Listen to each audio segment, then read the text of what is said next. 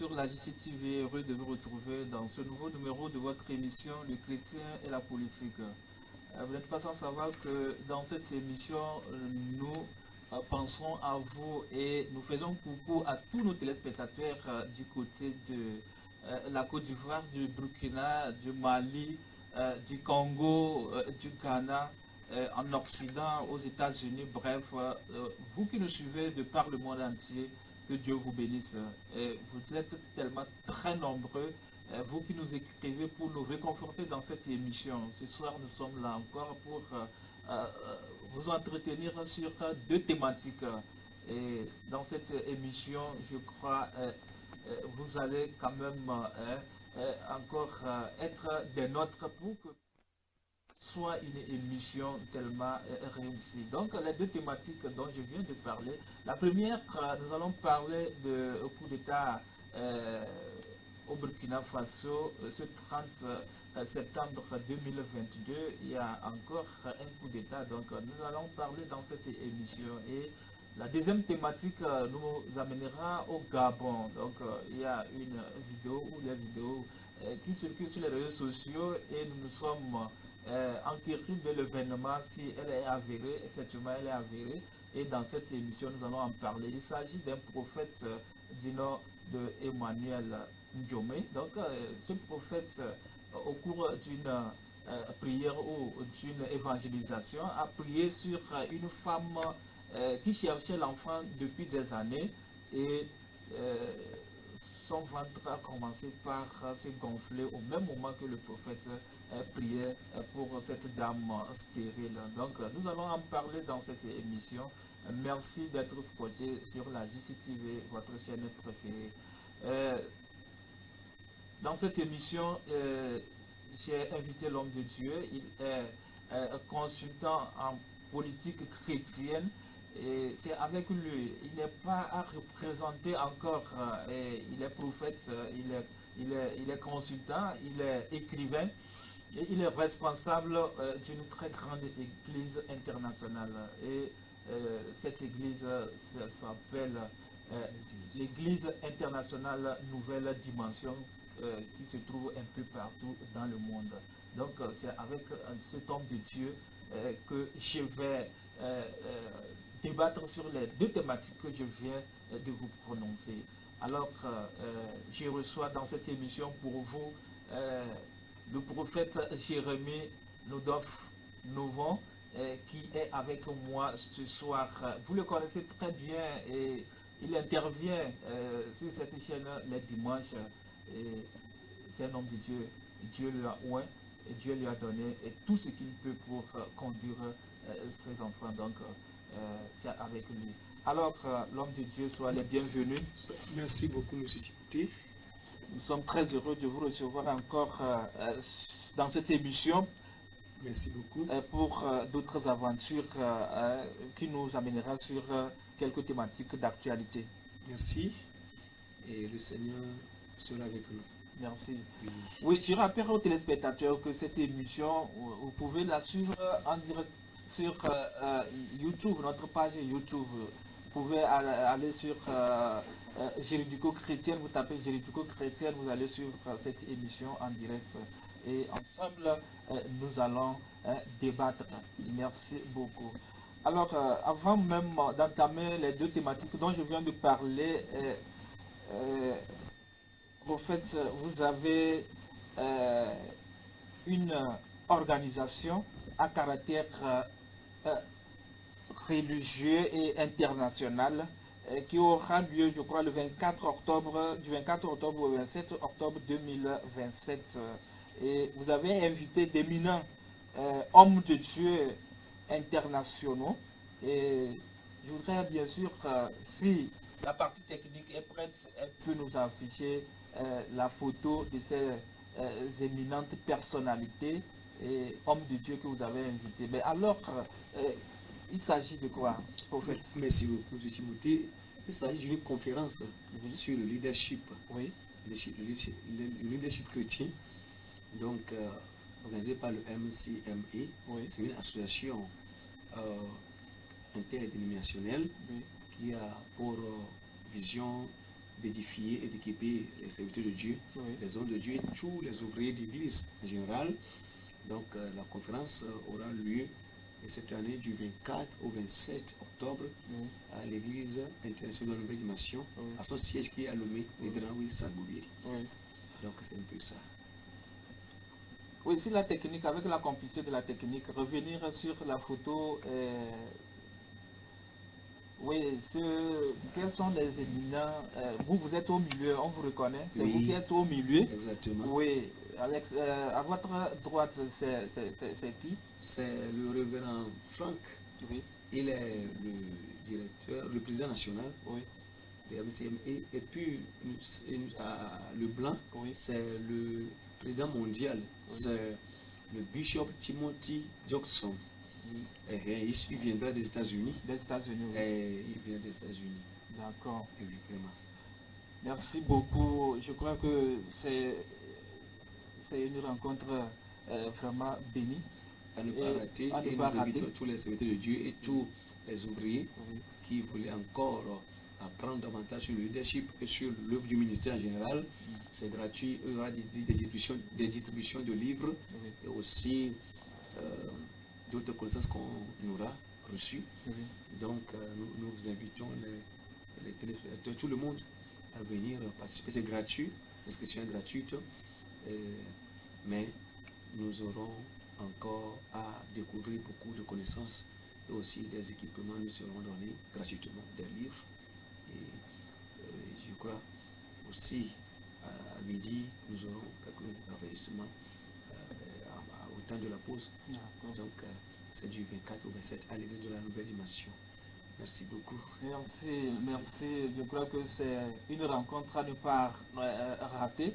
Vous qui nous suivez, vous êtes au Togo, au Bénin, au Mali, au Burkina Faso. Si vous voulez prendre part à cette rencontre, commencez par vous aménager. C'est du 24 au 27 octobre 2022. Merci. Bien, vous avez quelque chose à ajouter par rapport à ça? Merci beaucoup. D'accord. Merci. Nous allons revenir maintenant sur les thématiques dans cette émission. La première thématique, c'est le coup d'État qui est survenu le 30 septembre 2022 au Burkina Faso. Et il y a eu un putsch. Celui qui avait fait le coup d'État au président Roch Christian Kaboré, il n'a pas fait un an, c'est 8 mois. Et pendant son parcours, on lui reproche de quelques insuffisances vraiment qui ne laissent à désirer. Et ceux qui viennent de lui faire partir sont venus pour remplir ou bien accomplir ces insuffisances. On se demande alors, l'homme de Dieu, est-ce que ce coup d'État qui vient de se passer au Burkina Faso, on peut dire c'est une énième coup d'État, bien sûr, qui vient de se passer le 30 septembre passé. Donc, est-ce que les Burkinabés auront une satisfaction ou bien un ouf de soulagement, ou bien à ce coup qui vient d'avoir lieu, est-ce que c'est le dernier coup d'État? Merci beaucoup. Et quand vous faites une lecture générale des événements qui ont lieu ces derniers temps, en tout cas depuis un certain moment, depuis un temps, dans le monde entier, et particulièrement dans la sous-région, vous voyez que les procès bibliques commencent ou bien continuent pas à s'accomplir et notre monde va mal. Voilà, comme vous venez de dire, un énième coup d'État au Burkina. Et quand vous suivez les nouvelles, sur d'autres cieux dans le monde actuel, il n'y a pas la paix. Vous voyez, mais malgré le coup d'État, il y a toujours des contradictions, puisqu'il y a eu des sorties sur la rue ou des populations pour, n'est-ce pas, faire barricade, par exemple, pour passer à la mission de la CEDEAO, et aussi pour dénoncer quelques, n'est-ce pas, entrées ou bien de la France, de quelques, en tout cas, influence de la France. Oui, l'application de la France. Voilà ce que... Donc, ça c'était après le coup d'État, hein. Et il faut que le président Traoré, le nouveau, Oui, le oui, nouvel homme fort, le nouvel homme fort. monte encore sur la chaîne de télévision nationale pour interpeller ces populations qui pensent le soutenir d'arrêter. Donc il y a eu une contradiction. Donc ça veut dire que la vraie paix vient de Dieu et du Christ. Et tout ceci nous amène à la fin, puisque c'était prédit, bibliquement parlant, et qu'il y aura des guerres, des cris de guerre partout. Donc au Niger, on parle d'insécurité alimentaire. Au Soudan, tout récemment, il y a eu cette attaque des extrémistes qui a fait au moins 200 morts, plus de 200 morts. Et ça c'est au Soudan. Et puis aussi, quand vous voyez au Burkina, c'est le comble. Donc, la solution finale, ce n'est pas par cette manière de faire des coups d'État, à mon point de vue. C'est plutôt le fait de retourner vers Dieu et à sa parole pour voir ce qui se passe. Et la parole a été claire là-dessus.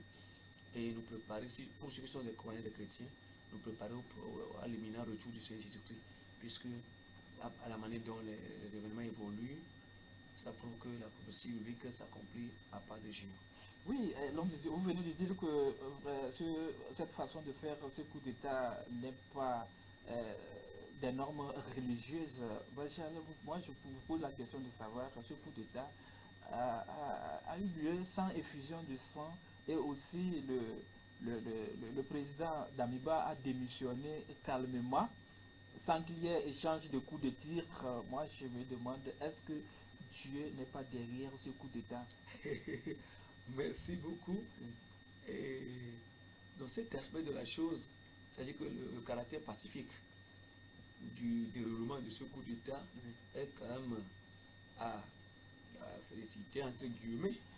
Vous voyez, le fait qu'il n'y a pas eu de diffusion de sang, c'est encouragé. C'est bien quoi. C'est l'aspect là est acceptable. Mais tout coup d'État est coup d'État. Et je crois Dieu ne procède pas par la force de cette manière. Parce que il y a une manière conventionnelle d'avoir un autre président. C'est à travers, surtout dans des régimes démocratiques, c'est à travers le vote, les élections. Donc, si les élections n'ont pas lieu et que c'est une surprise qui intervient, et même si elle est pacifique, je crois que ce n'est pas la meilleure façon de procéder. Et je suis en train de le dire tout tantôt que même après ce coup d'État, la paix qu'on recherchait n'est pas totale dans le pays. Et seuls les jours à venir nous montreront. Parce que le premier coup d'État qui a eu lieu, le président Damiba pensait résoudre un problème qu'il reprochait au Christian Kaboré. Maintenant, selon l'opinion des autres militaires et de la population, il n'est pas dans la droite ligne. Il y a eu des déviations, il y a eu une négligence, etc. Donc maintenant, ils veulent faire notre coup d'État. Et maintenant, seuls les joueurs à venir nous montreront si Traoré sera à la hauteur de la mission à laquelle il s'est assigné, ou bien s'il y aura encore des manquements. Donc, nous ne pouvons pas affirmer maintenant que Dieu est derrière ce coup d'État.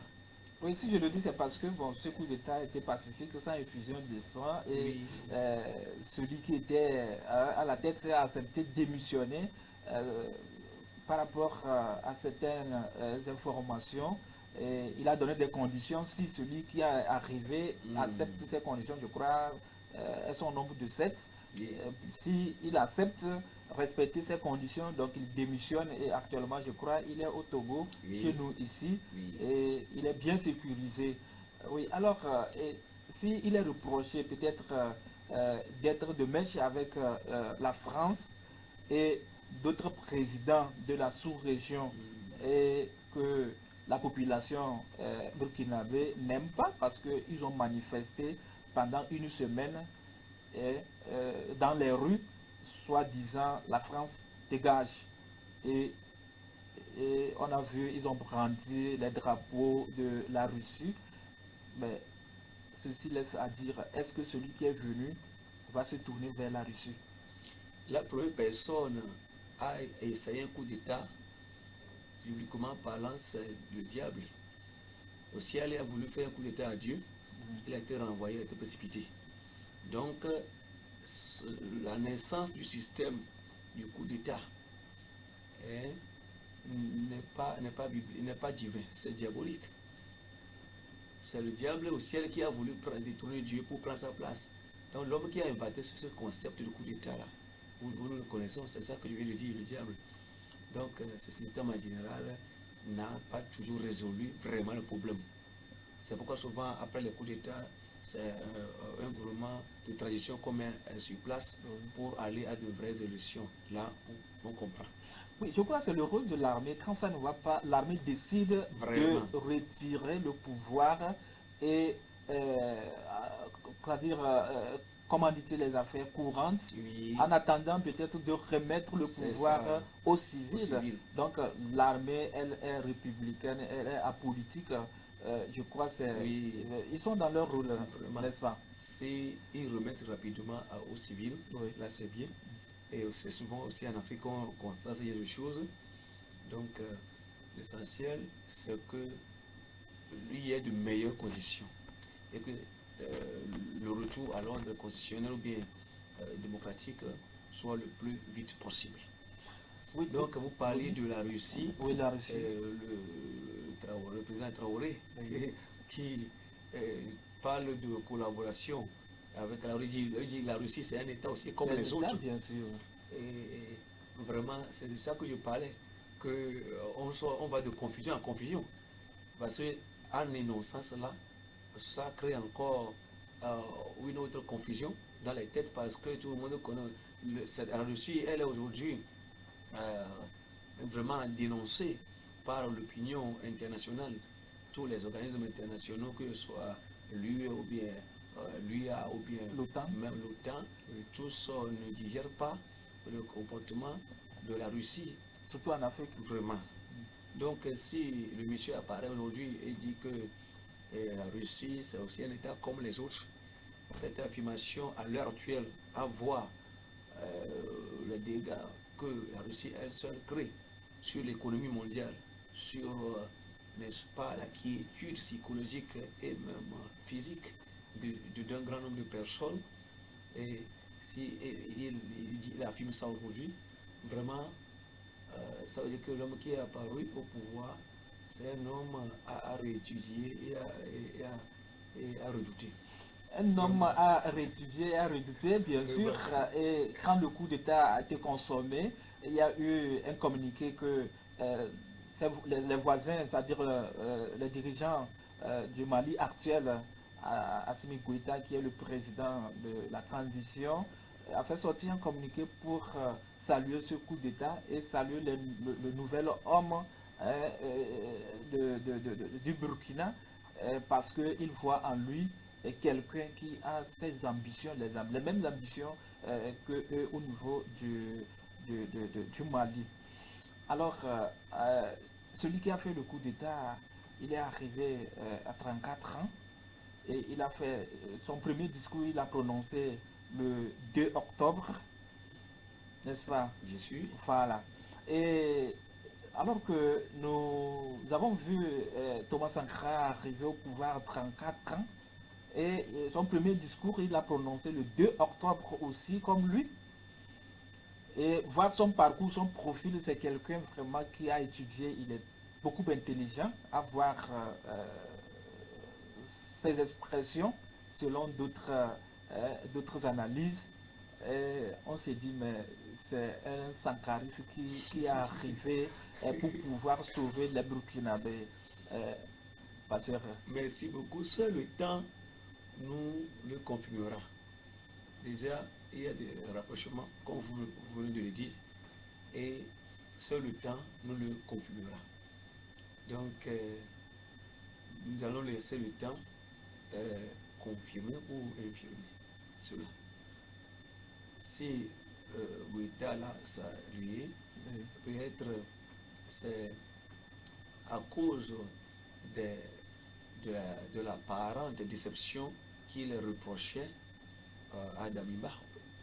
Et donc, peut-être que, puisqu'il y a un ennemi commun dans la sous-région actuellement, c'est le terrorisme. Donc, quand le terrorisme prend son siège dans un pays voisin, l'autre pays aussi est concerné, il n'a pas la quiétude. Donc, si un président vient, au lieu de faire face à ça, puisque c'est l'un des sujets pour lequel, qui préoccupait la population burkinabèse, à l'avènement du président Dayuba, si la population n'a pas été trop satisfaite et plutôt a commenté d'autres collaborations avec la France et autres, et qu'elle réclame quelqu'un qui pourrait faire face vraiment au problème du terrorisme et assurer, n'est-ce pas, la sécurité de la population, là, les autres présidents de la sous-région n'en seraient que fiers. Parce que l'ennemi de l'un, l'ennemi de l'autre, le terrorisme, c'est un ennemi commun à la sous-région.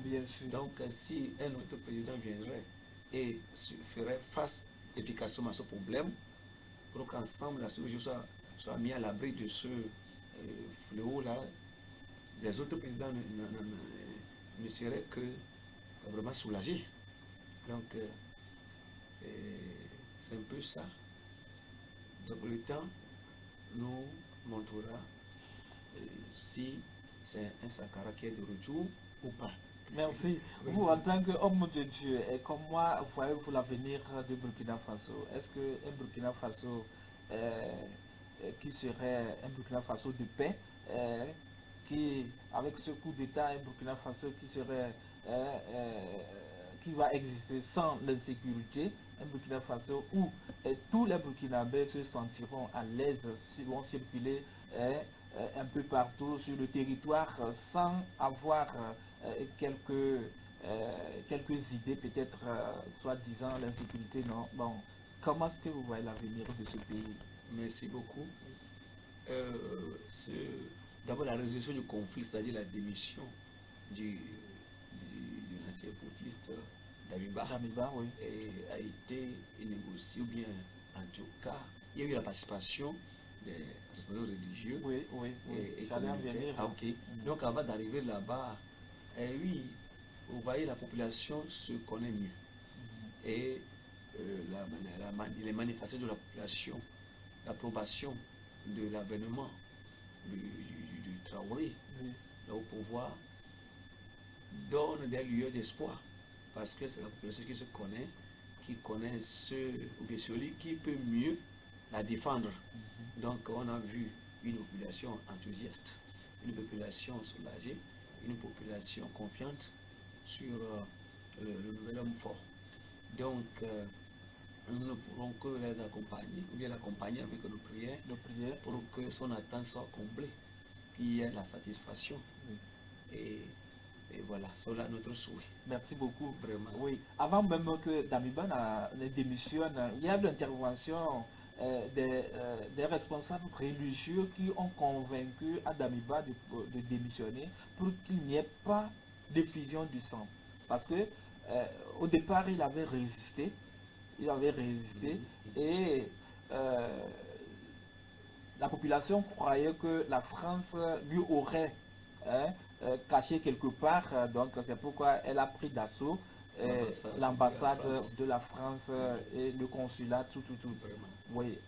Est-ce que cette implication des hommes de Dieu, des responsables religieux dans ce coup d'État, comment est-ce que cela, c'est-à-dire comment est-ce que vous pouvez interpréter cela? Mais comment est-ce que vous comprenez cela? Est-ce que c'est une bonne intervention? Le rôle qu'ils ont joué, est-ce que, je vous posais la question de savoir, est-ce que Dieu n'a pas, ou bien Dieu n'a pas permis à ce que ce coup d'État puisse arriver, mais vous avez dit, Dieu ne peut pas permettre, bien sûr, à ce que ce genre de coup d'État puisse arriver, mais l'implication des hommes de Dieu a laissé que Damiba démissionne calmement. Si et seulement si ses prédécesseurs ou bien ses successeurs acceptent les conditions, les 7 conditions qu'il a alignées. Vraiment, merci beaucoup. Non, on ne peut pas limiter Dieu. Oui. Dieu, il est souverain et il peut agir n'importe quand et n'importe comment à son temps.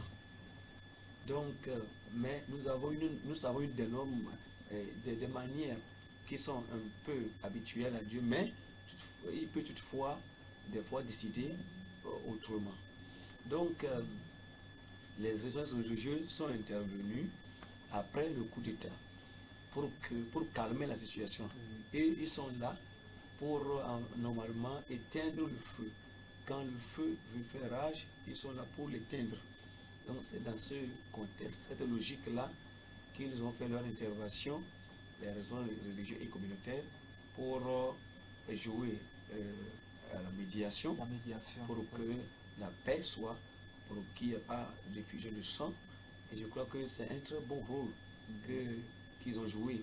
Et je crois que c'est une œuvre de Dieu qu'ils ont faite. Donc, voilà la place de l'Église ou bien des hommes de Dieu dans une nation. Dans une nation, hein. Comme ici, chez nous, nous l'avons constaté. Par exemple, pendant la conférence souveraine, bien sûr, en 91, vraiment, il y avait eu des hommes de Dieu qui étaient impliqués, qui avaient joué un rôle non négligeable. Et je crois que jusqu'à présent, le gouvernement travaille avec les fédérations des églises, des pasteurs et les consultes de foi, ou bien les associe aux consultations avant la prise de certaines décisions. Même si des fois ils ne sont pas consultés, je crois qu'on y est. Déjà, on est sur la bonne voie. En tout cas, on reconnaît aujourd'hui l'existence des responsables religieux. Donc, ces responsables religieux ont sous leur contrôle ou bien à leur charge un certain nombre de la population. Et leur manière de parler à cette population, à leurs fidèles, peut aussi déterminer leur réaction dans la société. C'est la réaction de ces fidèles-là, de ces membres-là dans la société. Donc, ils font partie vraiment, ils font partie du leadership de la nation, parce qu'ils ont des hommes sous leur leadership qu'ils dirigent. Donc, les mettre à part, ce serait une erreur, mais les associer aux réflexions, aux grandes réflexions, je crois que ça a été toujours, et ça sera toujours une bonne chose, parce qu'ensemble, on trouverait des solutions à des problèmes auxquels fait face la nation. La nation. Oui, ça c'est l'importance vraiment des hommes de Dieu dans une situation aussi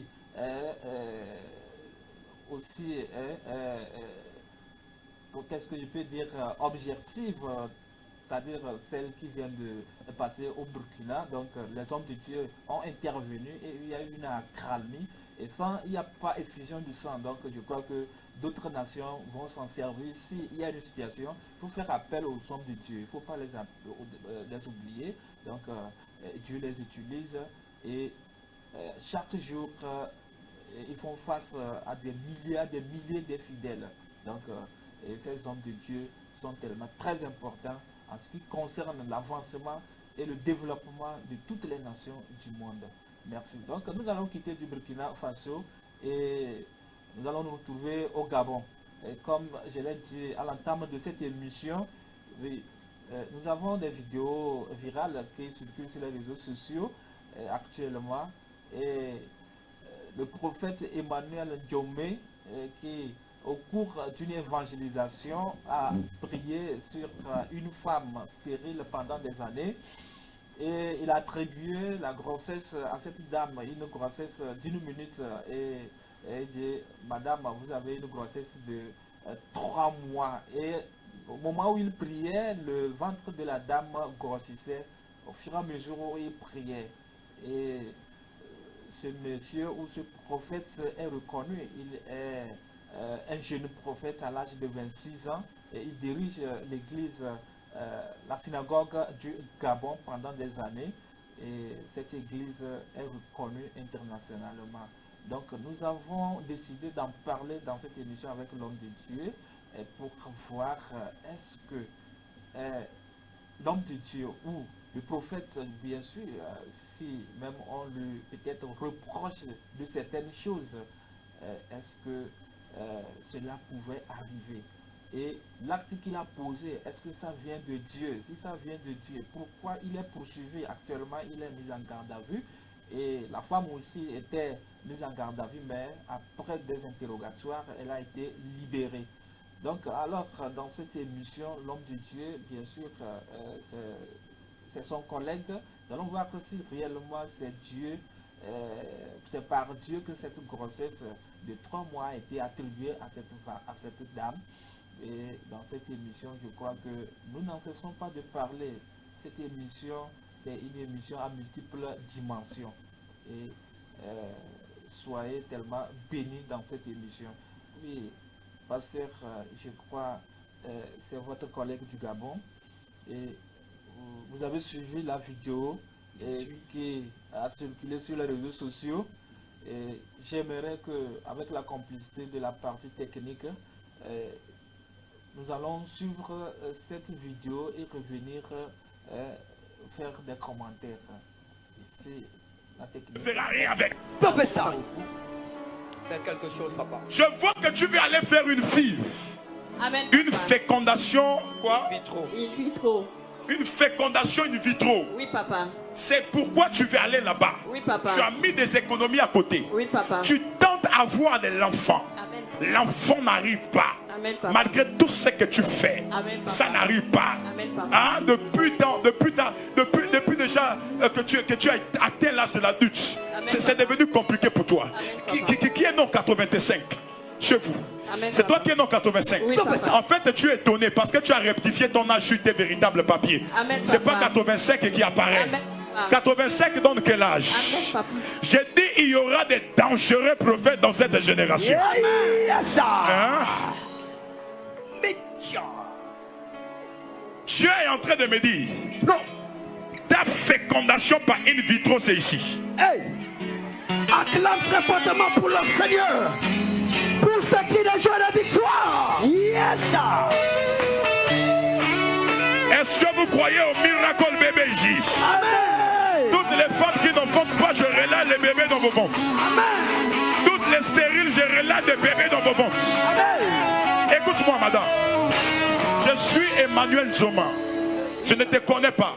Yes. Dieu est en train de me dire, tu vas tomber enceinte là. Amen, papa. Powerful. Mitch original. Soyez-là. Son ventre va commencer à... Miessez là-bas. Son ventre va commencer à pousser physiquement sur place. Amen. Enlevez-moi ce pan. Enlevez. Atmosphère Ça va de se miracle. passer devant vous. Atmosphère prophétique. Je donne à ce ventre de commencer à prendre un volume. Devant vous. Ceci est une démonstration de puissance. Vous croyez que Dieu nous parle. Il Jamais peut entendre organisé la au voix. Gabon.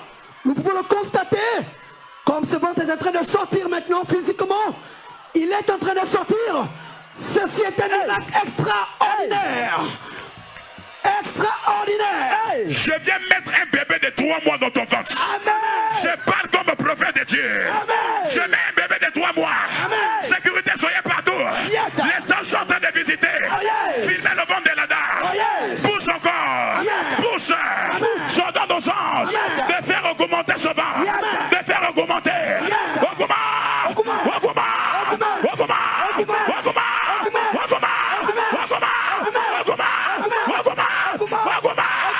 Lève le maître.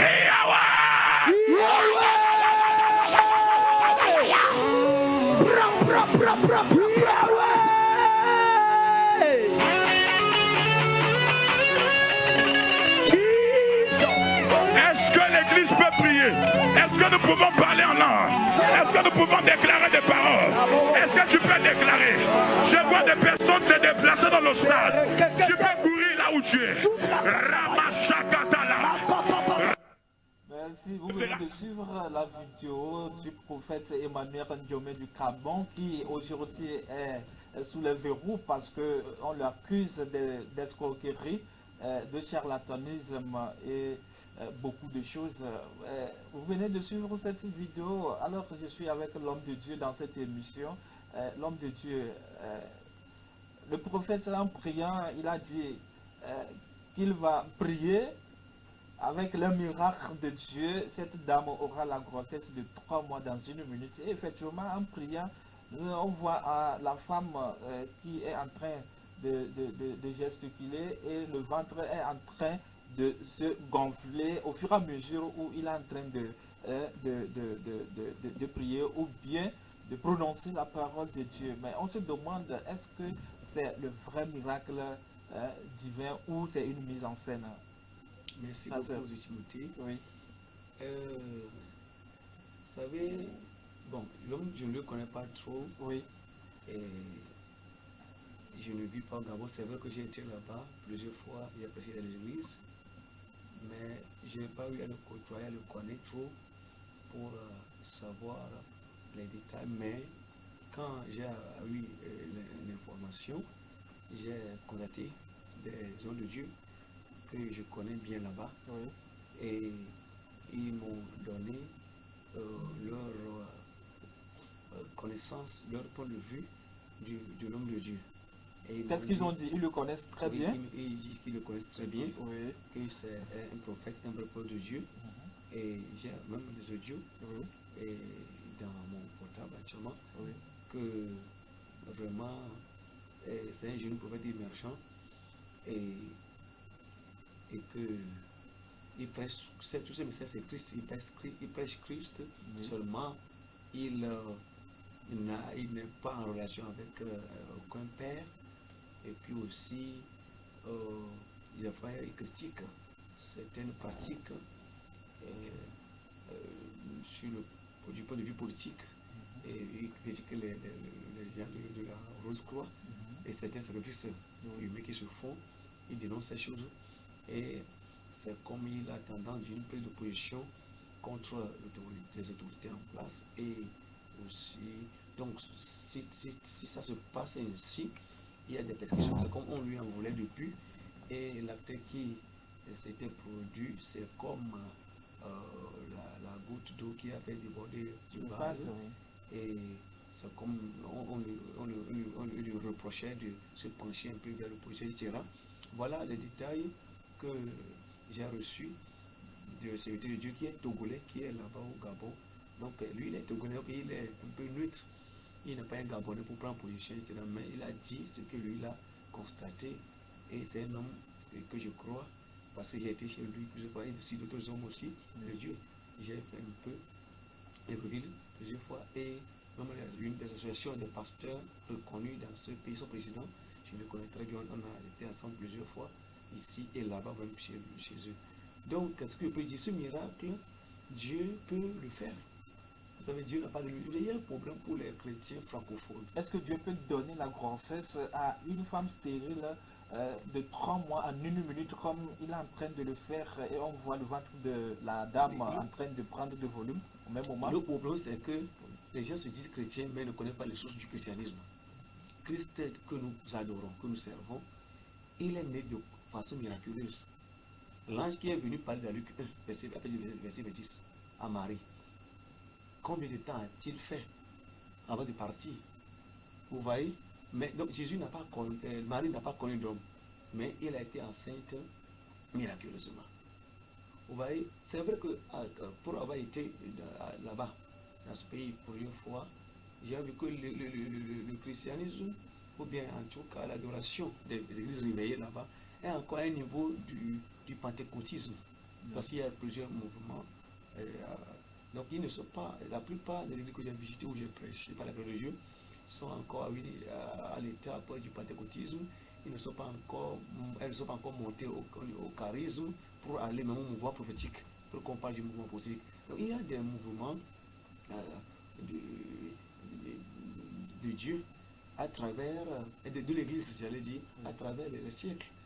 Donc, surtout pour les pays francophones, quand on n'arrive pas à payer, puisque bon, il y a des raisons politiques aussi, la franc-maçonnerie imposée par la France qui nous met dans un contexte d'aliénation où il y a des règles qu'il faut respecter, il ne faut pas aller au-delà, il faut être dans cette servitude, cette logique, tout ce qui est différent est démoniaque, alors que Dieu est illimité.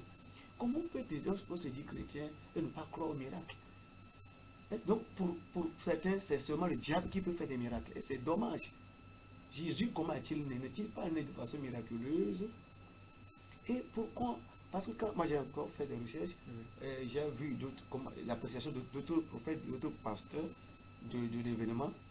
J'ai vu, j'ai consulté, j'ai vu un prophète qui s'appelle Jaja, il est du Congo, il est jeune prophète. Lui, il a apprécié aussi, il dit que c'est un vrai serviteur de Dieu qui s'est donné et qui prêche Christ et que c'est l'envie des autres. Ça a été toujours conseil des pays, surtout francophones. C'est vrai qu'il y en a, il existe sur d'autres cieux, mais surtout dans les pays francophones, quand un père est utilisé, c'est d'autres pères qui le critiquent, qui le persécutent, on en a vu. Même je fouillais, j'ai vu un grand évangéliste dans ce pays que Dieu utilise actuellement.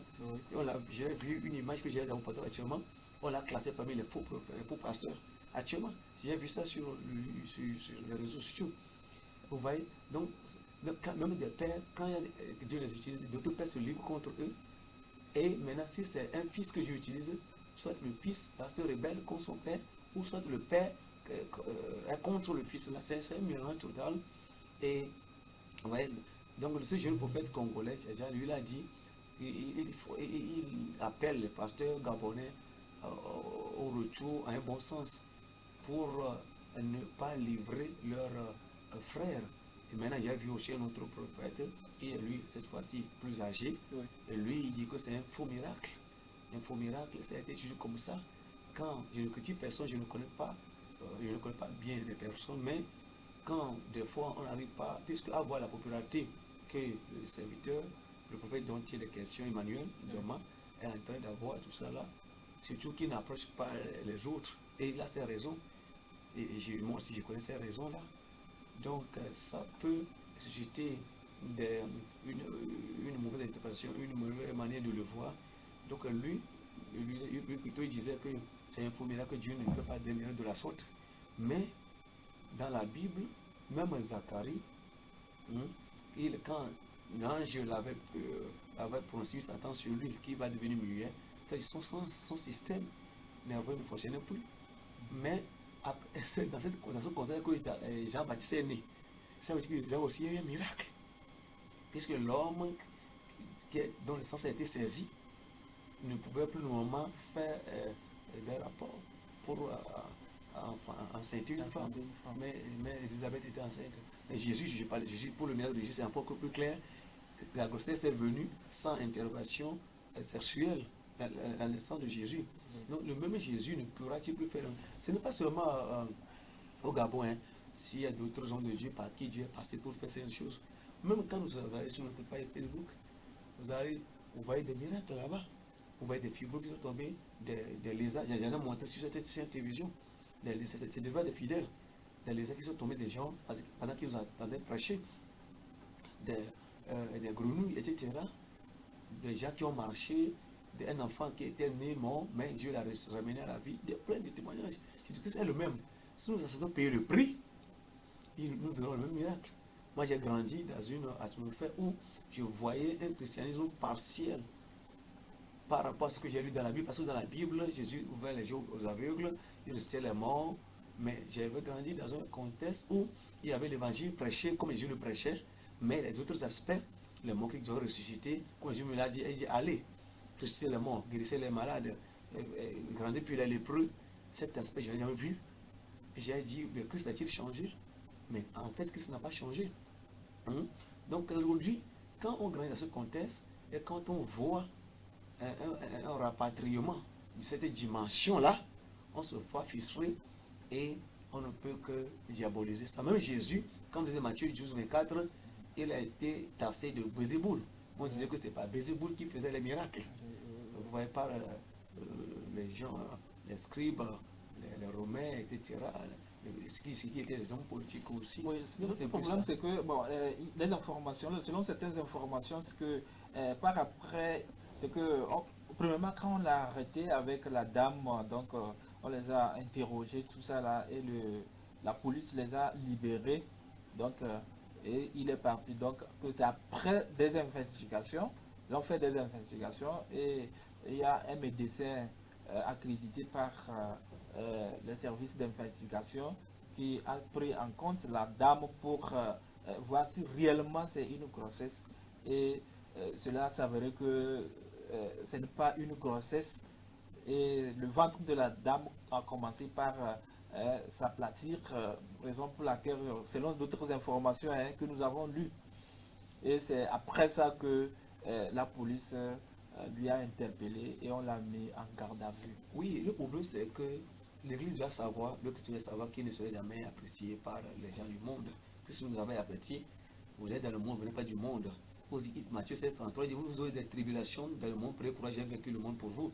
Sinon, est-ce qu'il n'y a pas des choses à dénoncer?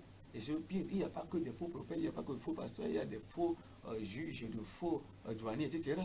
Est-ce que c'est avec cette grande corruption dans ce pays, c'est seulement ce pasteur qui intéresse les gens? Vous voyez, quand vous lisez Luc 1, 26, non, Luc 1, 24, Marie, Elisabeth, la mère de Jean-Baptiste, il dit, j'ai été enceinte, ça fait 5 mois et je me suis caché. Au moins, les autorités ou bien la police auraient pu attendre 9 mois. Si quand un enfant est né, là, on pourrait savoir quoi dire. Mais attends, 9 mois, c'est tout parce qu'on l'accuse de troubles à l'ordre public, d'escroquerie et de charlatanisme. Surtout, troubles à l'ordre public, on ne peut pas attendre, le test ne peut pas attendre 9 mois. Sur quelle justification? Trouble comment? Parce que la vidéo a fait le tour du monde et au niveau du Gabon, il y a des populations qui dénoncent cela parce qu'il a fait cela en direct sur sa chaîne de télévision. C'est sur sa chaîne de télévision en direct. Donc, vous voyez, et ça a créé vraiment de tensions au sein de la population. Donc l'autorité qualifie cela trouble à l'ordre public. Donc Dieu peut faire un miracle. Et qui, je vous donne l'exemple de Marie et d'Elisabeth, qui dit, Dieu m'a fait un miracle, je me suis caché pendant 5 mois. Vous voyez?